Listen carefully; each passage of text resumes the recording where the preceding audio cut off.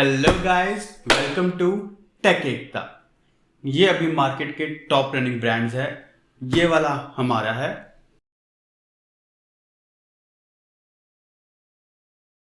इस वीडियो को हम दो पार्ट्स में डिवाइड करेंगे, power strip and surge protector, जो कि दोनों एक्सटेंशन बोर्ड की कैटेगरी में आते हैं।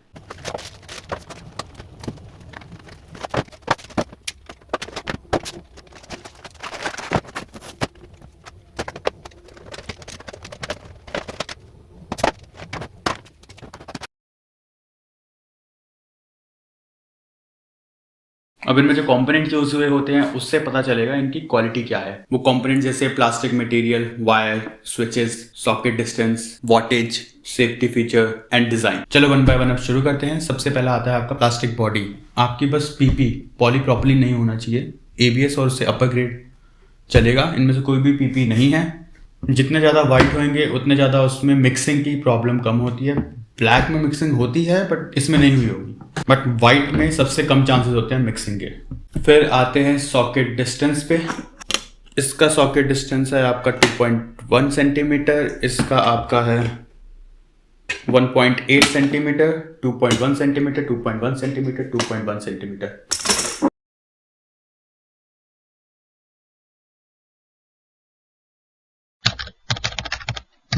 एंकर 1.5 मीटर्स, जीएम 2 मीटर, सतनावा 2 मीटर, हनीवेल 2 मीटर और आपका बेल्किन 1.5 मीटर।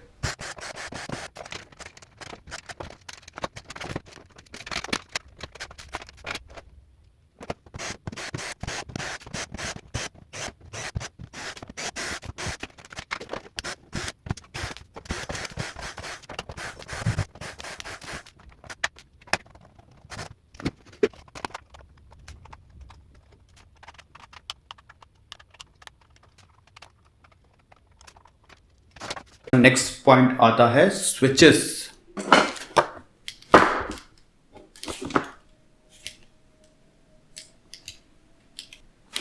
ये आपका 6 एम्प का स्विच है। मुझे स्विच ज़्यादा पसंद नहीं है, बट ये आपका 6 एम्प का स्विच है। देन आता है जीएम 8 एम्प। देन आता है आपका सतनावा का 10 एम्प स्विच। पुश स्विच की डिलीवरी ज़्यादा होती है, दोनों पुश स्विच है। देन ये है आपका रीसेट स्विच 10 एम्प। 10 एम्प का। देन आपका Belkin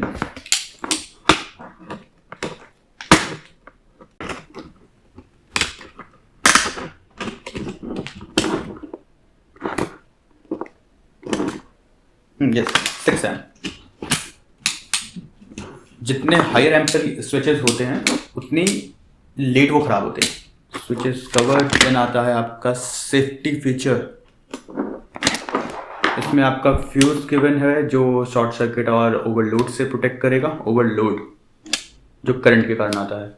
one line surge protector के लिए आपका दिया हुआ है। सर्च प्रोटेक्टर का मैं ढंग से बताऊंगा आपको बाद में, बहुत इन डेप्थ वाली चीज़ है, मस्त चीज़ है। फिर ये आता है आपका सर्किट ब्रेकर। ये आपका वन टाइम है।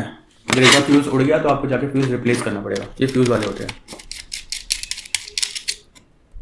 ये फ्यूज़ वाले होते हैं। एक बार ब्रेक हो गया तो आपको रिप्लेस करना पड़ता है। फिर आता है आपका जीएम का। ये आपका सर्किट ब्रेकर है। ओवरलोड और शॉर्ट सर्किट पे बाहर निकल जाता है, दोबारा प्रेस करोगे स्टार्ट हो जाएगा। सिमिलरली ये भी आपका सर्किट ब्रेकर है। ओवरलोड और शॉर्ट सर्किट में ट्रिप होएगा, दोबारा प्रेस करोगे रिस्टार्ट। चेंज करने की जरूरत नहीं पड़ती।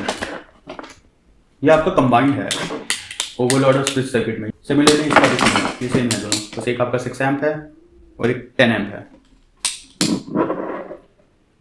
इसमें भी सिंगल लाइन है। मैंने वीडियोस में देखा था इसमें भी मूव्स होते थे सर्च प्रोटेक्टर के लिए, ये वाले, बट अब नहीं है। ओके, सेफ्टी फीचर्स की बात हो गई, ब्रीफ मैं दे दूंगा। देन है आपका वॉटेज। आपका वॉटेज डिसाइड होता है आपके सेफ्टी फीचर स्विचेस से। इसमें 6 एम्प का स्विच है और 6 एम्प का आपका वो है फ्यूज। और वोल्टेज यूज होती है आपके इंडस्ट्रीज में 230 टू 250।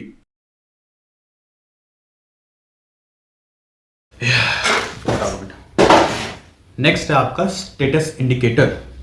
एंकर के अलग अलग इंडिकेटर्स हैं। अगर फ्यूज ब्लो हो रहा है तो ये बता देता है, आपकी लाइट जल जाती है, उसको रिप्लेस कर दो। ड्रॉबैक्स हैं अभी बताऊंगा। फिर इसमें अलग अलग है कि आपकी अर्थिंग अवेलेबल है कि नहीं है, उल्टे हैं, ये डॉट्स बड़े हुए हैं, पढ़ देना, मैं फोटो शेयर कर दूंगा जो उनके डॉक्यूमेंट्स की होगी। पर इसका एक ड्रॉबैक है, ये बोर्ड आप बिना अर्थिंग के यूज़ नहीं कर सकते। मतलब अगर आपके घर में अर्थिंग नहीं है तो ये बहुत डेंजरस है, बताऊंगा। इसमें कोई आपका स्टेटस इंडिकेटर नहीं है, बस पावर ऑन ऑफ की लाइट है। पावर आएगी तो होएगा, अगर ये ट्रिप करता भी है तो बस ये ऑफ रहेगा, आपको पता ही रहेगा कि ट्रिप किया है कि नहीं, जब तक आप इसको दोबारा रिस्टार्ट करके नहीं देखते। ठीक है। फिर आता है आपका सतनावा का। इसमें आपका इंडिकेटर है, अगर आप ये पावर सप्लाई आ रही है, मतलब वर्क पूरी तरह कर रहा है, तो आपकी दोनों लाइट चलेगी लेवल 2। जब ओवरहीट या फिर शॉर्ट सर्किट हुआ, ये ट्रिप करेगा तो उस टाइम पे आपकी एक लाइट जलेगी लेवल 1 रेड कलर की। दोबारा प्रेस करोगे दोनों लाइट चालू हो जाएगी। तो इसमें इंडिकेटर है आपका। देन आता है आपका हनी बेल। शॉर्ट सर्किट के टाइम पे प्रोटेक्टेड वाली आईडी चलती है कि नहीं है, आईडी है नहीं। ये आपकी ज़्यादातर है जब आपका ये 3 लाइन सर्च प्रोटेक्टर खराब हो जाता है, तब ये ऑफ हो जाता है। पावर सप्लाई आएगी बाद में भी, बस बताएगा कि ये सर्च प्रोटेक्ट नहीं करेगा, वैसे भी नहीं करता है, मैं बताऊंगा। बेल्किन, अच्छा इसका आपका है, अगर ये ऑन स्टेट में इसकी अगर लाइट नहीं जल रही है तो फिर ये ट्रिप हुआ है, तो दोबारा अगर लाइट ये यही बता देता है इसकी, इसी में लाइट चलती है तो इसकी भी है।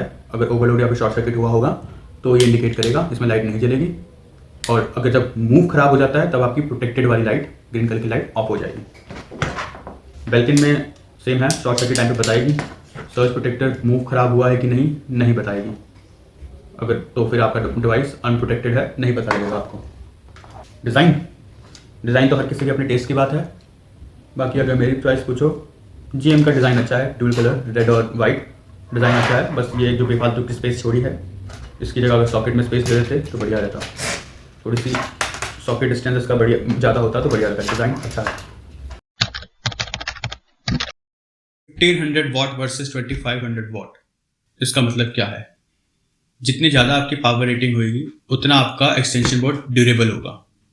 रिज्यूम करो 1500 वॉट का एक पावर सप्लाई है और एक 2500 वॉट का पावर सप्लाई है। 1500 वॉट में मानी मैक्सिमम जो गेमिंग कंसोल का पावर रेटिंग वगैरह होगी, सब कुछ मिला के आपका CPU, डेस्कटॉप, प्रिंटर, सब कुछ मिला के आपका मैक्सिमम जाएगा 1100। लेफ्ट ओवर 300 वॉट रह गया, बहुत पास है। फिर ऐसे 2500 वॉट पे मैंने कंप्यूटर का दिया 1100, लेफ्ट ओवर 1300 वॉट। अभी भी आपकी स्पेसिंग है, तो जितना वो लोड ले सकता है उससे कम पे है वो, तो वो लंबे चलते हैं आपके। इनमें से मेड इन इंडिया आपका ये है सतनावा का, ऑब्वियसली। एंकर का भी मेड इन इंडिया है। GM का श्योर नहीं हूँ, इसके अंदर जो कंपोनेंट्स यूज हुए हैं वो तो सारे चाइनीज हैं। मेड इन इंडिया है कि नहीं, इनके कुछ बॉक्स पे लिखा नहीं है। Made in China, made in China, ये दोनों मेड इन चाइना है। Made in India, made in India, made in India, made in India मान सकते हो। मेरे ख्याल से मेड इन इंडिया है ये तो पक्का ही मेड इन इंडिया है, ये भी मेड इन इंडिया है।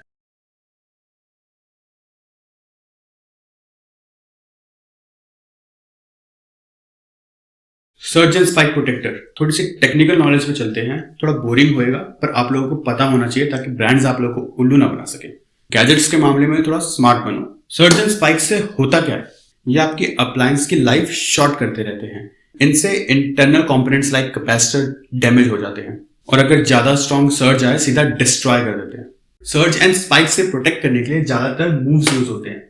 वेरिएस्टर, ये अपने आप को सेक्रीफाइस करता है आपके अप्लायंस को प्रोटेक्ट करने के लिए। सर्ज और स्पाइक्स आते कहां से है? आपके हैवी अप्लायंस जब आप ऑन या ऑफ करते हो, लाइक AC, मोटर्स, और आउटसाइड अगर आपके आसपास कंस्ट्रक्शन हो रही है, उधर भी वेल्डिंग मशीन जैसे कि हैवी अप्लायंस यूज होते हैं, वो जब ऑन या ऑफ होते हैं तब वो सर्जेस प्रोड्यूस करते हैं जो आपके हाउसेस में भी आते हैं। सर्ज और स्पाइक बहुत फास्ट अकरेंस हैं, वो जनरली नैनो सेकेंड से मिली सेकेंड्स में भी जाते हैं, लेस देन अ सेकेंड। इतने फास्ट फिनोमेनन है कि आपको ज्यादातर पता नहीं लगेगा कि आपके आसपास सर्जेस आए हैं और आपके डिवाइसेस को इंटरनली डैमेज कर चुका है। तो सर्जेस से प्रोटेक्ट करने के लिए आपके वेरिएस्टर यूज होते हैं। इसमें दो इंपॉर्टेंट पॉइंट्स बहुत इंपॉर्टेंट हैं, आपके एनर्जी और क्लैंपिंग वोल्टेज। एनर्जी बताता है आपका कितनी ज्यादा वो सर्जेस एब्सॉर्ब कर सकते। जब उसकी एनर्जी खत्म होगी तब आपका वेरिएस्टर खराब। क्लैंपिंग वोल्टेज ये होता है मैक्सिमम कितनी वोल्टेज पे जाके ये आपका क्लैंप करेगा। जनरली आपकी क्लैंपिंग वोल्टेज 540 वोल्ट्स के आसपास होती है। ये आपको ज्यादा लग रही होगी, पर आपके खुद के डिवाइसेस में भी खुद की एक कैपेसिटी होती है कि वो इतने सर्जेस तक एब्सॉर्ब कर सकते हैं। नॉर्मली आपका मूव नॉर्मल कंडीशन पे ओपन रहता है, उस पर कोई इफेक्ट नहीं होता जब तक कोई सर्ज नहीं आया। जैसे ही सर्ज आया वो अपने आप को क्लोज करके आपकी सारा का सारा सर्ज अर्थिंग में, ग्राउंड में डाल देता है। इसलिए सर्ज प्रोटेक्शन के लिए अर्थिंग कंपल्सरी होती है। अर्थिंग रहेगी तो बहुत बढ़िया है और अच्छी अर्थिंग होनी चाहिए। आपने देखा होगा आपके घरों में जो सॉकेट्स होते हैं उसमें 3 पॉइंट्स होते हैं, अर्थिंग, लाइव और न्यूट्रल। आपका सर्च कहीं से भी आ सकता है, लाइव से भी आ सकता है, न्यूट्रल से भी आ सकता है, अर्थ से भी आ सकता है। तो जनरली जब सर्जेस आते हैं तो उन सबको अर्थिंग में वापस डालने के लिए तीनों लाइन में, लाइव, न्यूट्रल और अर्थ में एक एक वेरिएस्टर लगाते हैं। आपकी वेरिएस्टर की प्लेसमेंट इस तरह होती है, लाइव, न्यूट्रल, अर्थ में हर एक के बीच में एक वेरिएस्टर लगा होता है। लाइव और न्यूट्रल के बीच में एक है, लाइव और अर्थ के बीच में एक है, और लाइव और न्यूट्रल के बीच में आपका एक है। लाइव में कोई अगर सर्च आता है वो सीधा अर्थिंग में चला जाता है, न्यूट्रल में कुछ आता है तो सीधा अर्थिंग में चला जाता है। इन दोनों के बीच में जो आते हैं वो फिर आपस में एब्सॉर्ब करते हैं। कितना इजी लग रहा है ना कि बस ऐसे ही प्लेस कर दिया और मेरा सर्च प्रोटेक्टर रेडी। जब ये खराब होते हैं तो इसको हमें डिस्कनेक्ट करना होता है, तो इसलिए इनके बीच में फ्यूज या फिर थर्मल फ्यूज जो हीट के कारण डिस्कनेक्ट कर देता है वो यूज होता है। जब वो डिस्कनेक्ट होता है फिर आपका नॉर्मली अप्लायंस जैसे था वैसे ही चलता है और ये अपने आप से हट जाते हैं। जब सर्च प्रोटेक्टर बने ही खराब होने के लिए हैं तो फिर ब्रांड वाले कंपनी 3 साल और 3 साल की वारंटी कैसे दे देते हैं कि आपका 3 साल तक एक्सटेंशन बोर्ड चलेगा? क्योंकि सर्जेस से आपके डिवाइसेस ज्यादातर 3-4 साल बाद खराब होने ज्यादा शुरू होते हैं। हाँ, अगर कोई सडन इंक्रीज आता है तो उसी टाइम खराब हो जाता है। छोटे छोटे सर्जेस के कारण आपका 3 साल के बाद अप्लायंस खराब होने लग जाते हैं। इसलिए ज्यादातर सर्च प्रोटेक्टर आपके लॉन्ग टाइम डिवाइसेस के लिए यूज होते हैं, जैसे कि आपके कंप्यूटर्स हो गए, डेस्कटॉप कंप्यूटर्स, है ना, फिर थिएटर्स हो गए, सीसीटीवी कैमरास हो गए, जिनकी लाइफ आप ज्यादा टाइम तक एक्सपेक्ट करते हो कि चलते रहे, इसलिए वहीं पर यूज होता है ज्यादातर सर्च प्रोटेक्टर। हाँ, तो उसी क्वेश्चन पे आते हैं कि ब्रांड्स क्लेम कैसे कर रहे हैं आपका, है ना। 3 साल बाद तो खराब हो रहे हैं तो 3 साल की वारंटी है। बीच में 1 साल ज्यादातर बचा भी लेते हैं, पर मैंने जैसे ही बताया आधी से ज्यादा कंपनी सिर्फ इसी के बीच में आपका एक ही यूज कर रही है, वो जल्दी खराब होता है, पूरी तरह से आपके अप्लायंस को प्रोटेक्ट नहीं कर रहे हैं। और जो अभी मार्केट में सर्च प्रोटेक्टर हैं उसमें कोई इंडिकेटर नहीं है कि अपने आप आपका डिस्कनेक्ट हो जा रहा है और आपको पता नहीं लग रहा है कि आपका अप्लायंस अब सर्जेस से प्रोटेक्टेड नहीं है। अब एक एक करके जरा प्रोडक्ट्स के बारे में थोड़ा सा और डिटेल में बात करते हैं। सबसे पहले आपका एंकर का आता है, इसमें आपका 1 लाइन सर्च प्रोटेक्टर गिवन है लाइव और न्यूट्रल के बीच में। ओके, एक्सटेंशन बोर्ड के लिए जिन में इन सब बोर्डों में अर्थिंग वाली तार आपकी है। फिर आपके अगर घर में अर्थिंग नहीं है तो कपलिंग इफेक्ट के कारण अर्थिंग में थोड़ा सा करंट आ जाता है इनमें से। बट इस बोर्ड में और जिसमें 3 लाइन सर्च प्रोटेक्टर होते हैं, तीनों में आपका अर्थिंग में करंट, टेक्निकल वर्ड, वोल्टेज थोड़ी ज्यादा होती है, क्योंकि लाइव और अर्थ से आपका कनेक्शन होता है। इसमें है नहीं 3 लाइन, बट जो उसका अर्थिंग इंडिकेटर है उसके कारण वो वोल्टेज थोड़ी ज्यादा आती है। तो इसलिए अर्थिंग बहुत इंपॉर्टेंट होती है आपके घरों में। अर्थिंग करवाया करो और अच्छी अर्थिंग करवाया करो। एक और चीज जो मुझे इसकी ठीक नहीं लगी, इसका फ्यूज निकालते वक्त जब ये डिस्कनेक्ट कर देता है अपने आप को, आपका एक तरह से डिस्कनेक्ट हो गया है ना, फ्यूज निकल गया है, तो आपकी सप्लाई कट हो जानी चाहिए। बट आपकी ये वैल्यू आती है अराउंड मैं दिखा दूंगा क्या राउंड वैल्यू आ रही है। 100 प्लस कुछ वैल्यू होती है, वो वैल्यू आपकी आ रही होती है। उससे आपके अप्लायंस नहीं चलेंगे, मेरे ख्याल से अप्लायंस को कोई प्रॉब्लम भी नहीं होती, बट वो एक वोल्टेज आती है, कुछ प्रॉब्लम नहीं होती मेरे ख्याल से, उससे कुछ श्योर नहीं है। फिर आते हैं आपका GM पे। आपका इसमें कोई सर्च प्रोटेक्टर नहीं है। पहले मेरे ख्याल से ये लोग देते थे, मैंने वीडियोस में देखा था।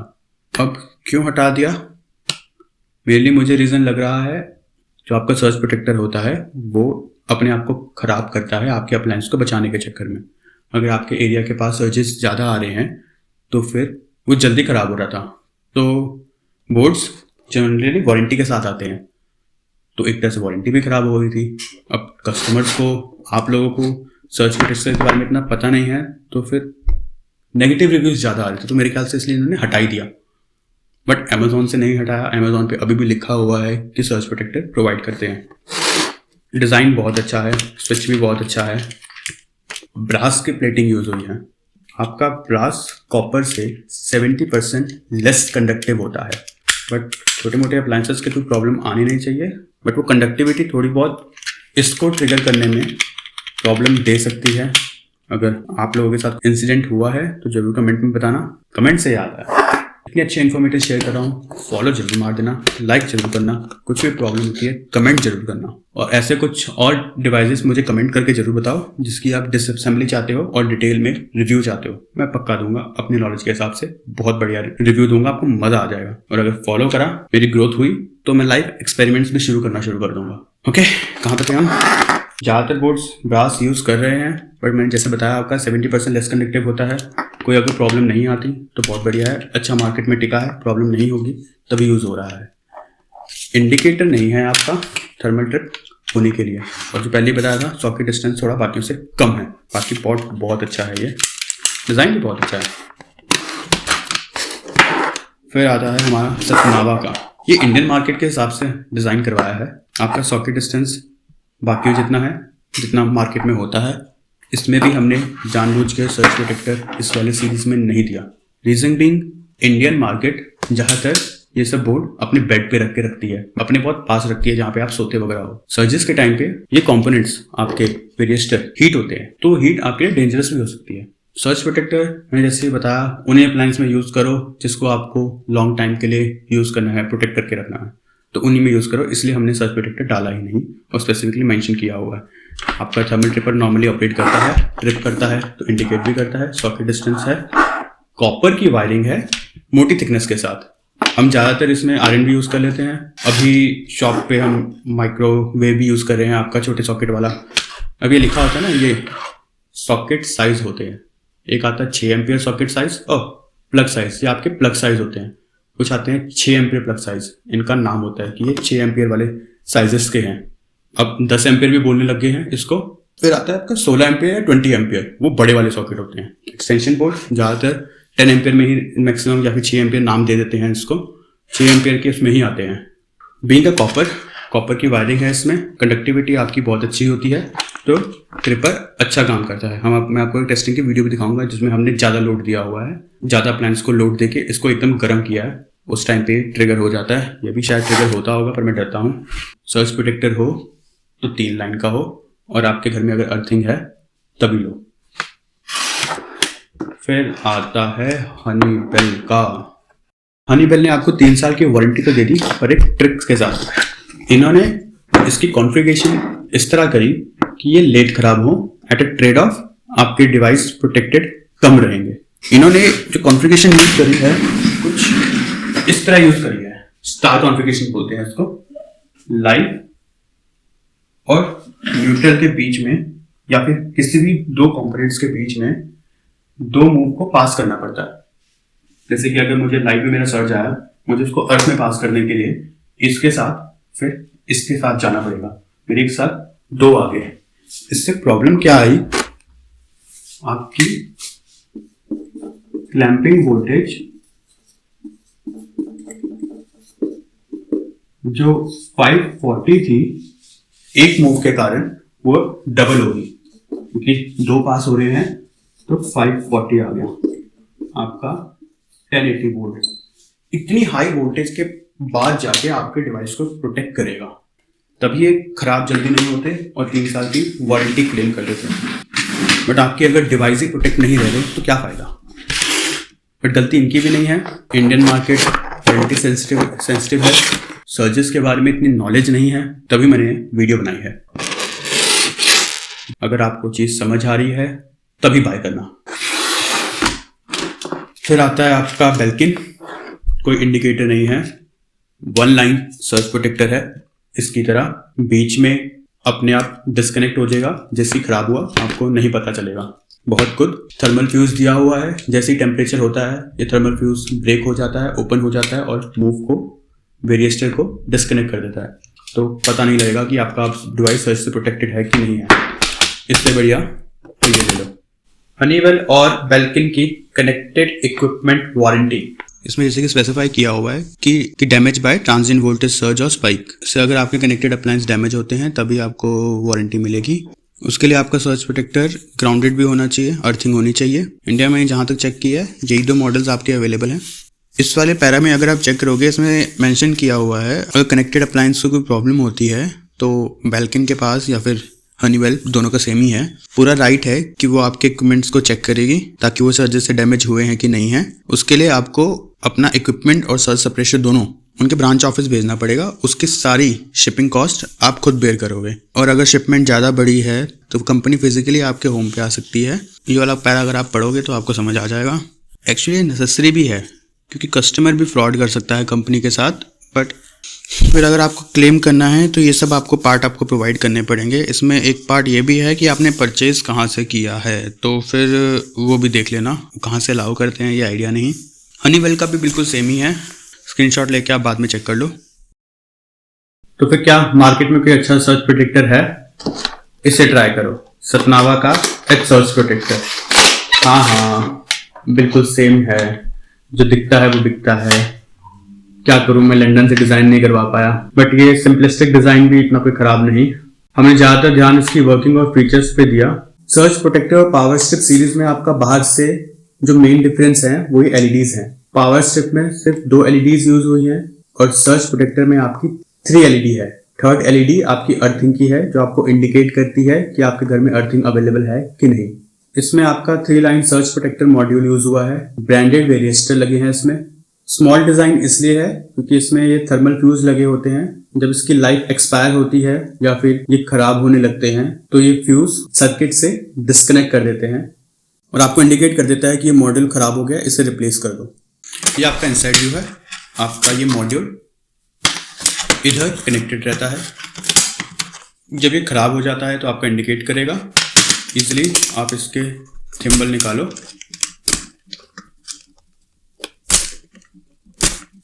थिम्बल निकालो, इसे ऑर्डर करो और दोबारा लगा दो। पूरी इंस्टॉलमेंट मेथड आपकी वीडियो पे अवेलेबल होगी। इनको कहाँ पे कौन सी वायर जाएगी आपको सब गाइड करा जाएगा।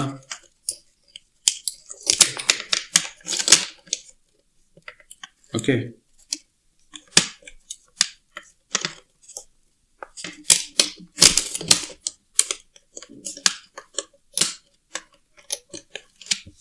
ये रेडी।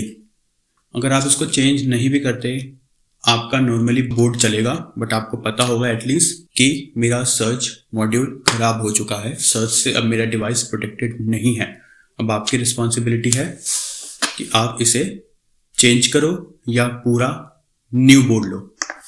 जनरली अगर आपका ये मॉड्यूल 6 मंथ में खराब हो जा रहा है तो हमारी एडवाइस रहती है कि आप अपने मेन पैनल में एसपीडीज लगवा लो। वो क्या करता है, ज़्यादातर आपका हाई वोल्टेज वाली खुद एब्जॉर्ब कर लेता है और जो नहीं एब्जॉर्ब कर पाता वो इस पे छोड़ता है, सारा लोड इस पे नहीं आता। बट अगर आपके एरिया के अराउंड सर्जेस ज़्यादा होते ही नहीं हैं तो ये आपकी लाइफ टाइम, जो मॉड्यूल की लाइफ टाइम होती है वो 3 साल की होती है। 3 साल बाद ये चाहे आपके सर्जेस ना भी आ रहे हों, ये डिग्रेडेट होते रहते हैं। तो इसलिए ज़्यादा एनर्जी वाले लेने का भी फ़ायदा नहीं है, क्या पता आपका यूज़ ही ना हो रहा हो। और अगर 6 मंथ में ही आपका ये मॉडल ख़राब हो जा रहा है तो मेन पैनल पे आप एसपीडीज लगवा लो, बेटर रहेगा। फिर आधा लोड वो एब्जॉर्ब करता है, आधा आपका ये बोर्ड।